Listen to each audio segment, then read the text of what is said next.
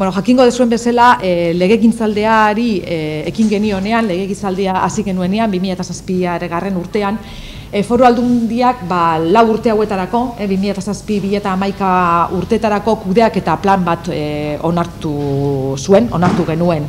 Eta kudeak eta plan horren erdian edo ardatzean kultura politiko berria deitzen dioguna dago kokatuta. Kultura politiko berria foru gobernuaren nortasun ikurra edo marka da. Eta eragin handia du garatzen ari garen politika edo aktuazio guztietan. Kultura politiko berria deitzen diogun hau, 3 zutabetan edo 3 oinarritan oinarrituta dago.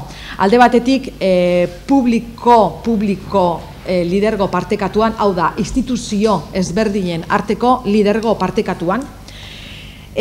Guk usten dugu Gipuzkoak dituen erronkak eta Gipuzkoak duen aniztasuna eta kontutan hartuta, derrigorrezkoa ezinbestekoa dela dauzkagun erronka estrategiko guztiak aurrera ateratzeko instituzio ezberdinen arteko elkarlana. Eta hori da, elkarlana, instituzio ezberdinen arteko elkarlana da, publiko lidergo partekatua deitzen diogun honen edukia edo izateaz. Bigarren ardatza izango izateke publiko-pribatu, erakunde publiko eta pribatuen arteko lidergo partekatua. Guztiok ezagutuko dezutez, gaur eta atzo izpide da berri paper guztietan eta egunkari guztietan Gipuzkoa Aurrera izeneko ekimena. Gipuzkoa Aurrera hau da lidergo erakunde publiko eta pribatuen artean bultzatu nahi dugun lidergo partekatu horren eredu edo adierazgarri nagusiena. Esan dugun bezala, Gipuzkoa oso anitza da, bai politikoki eta erakunde ezberdinen presentzia ere importantea da. Aspaldiko urteetan, arazo ezberdinak medio, hainbat proiektu edo egitasmo blokeatuta egon dira Gipuzkoan, eta guretzako ezinbestekoa da, lehen aipatu dudan instituzioen arteko elkarlanaz gain, erakunde pribatuak ere, erakunde publikoekin elkarlanean aritzea, benetan estrategikoak diren, lurralderentzako estrategikoak diren proiektu horiek denen artean bultzatu eta aurrera eraman ahal izateko. Eta hori da, Gipuzkoa Aurrera izena duen lantalde horretatik egin nahi dena.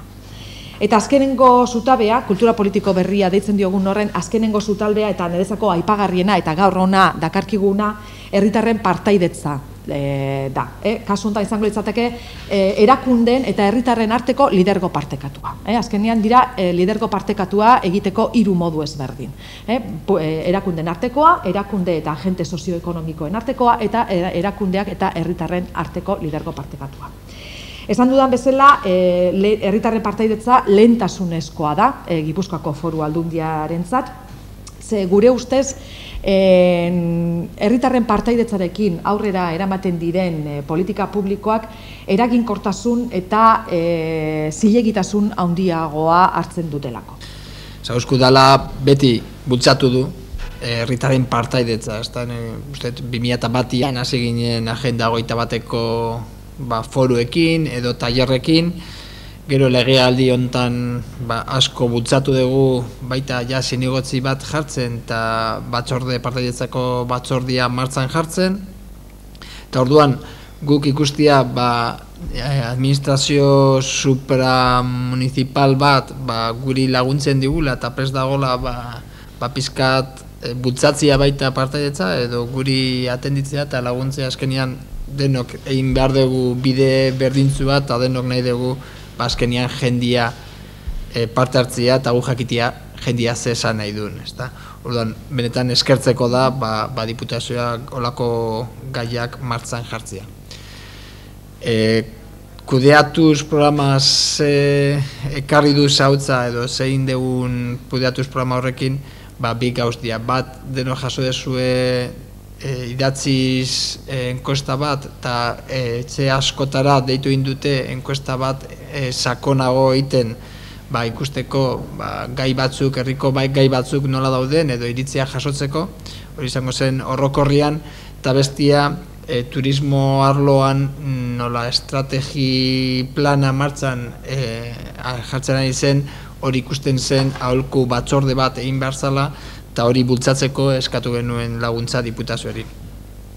Aholku batzor hori, da azkenean hosteleruak, merkataritzakoak, turistiko agentiak ere bai, jende normala, herritarrak ere bai, eta noski udaletzia, eta horien artean egin dugu aholku batzar hori, eta bere lana da definitu eta martxan jarri estrategiko den plan hori nola izango den turismoa, edo nola kudeatu turismoa zautzen, ezta.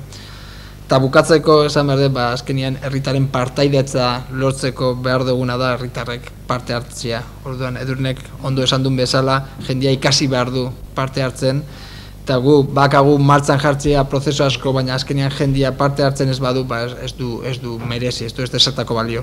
Orduan, bai jendeari animatu, honetaz ikastia eta honetaz parte hartzea. Eta jasotzen badute dei bat, edo hemen foro bat egiten badugu, jendia animatzea, tortzia, eta haien aportatzea eta ikastea azkenean denok esaten duguna entzun behar dugu eta beste ikuspuntu ere jakin behar dugu eta entzun behar dugu.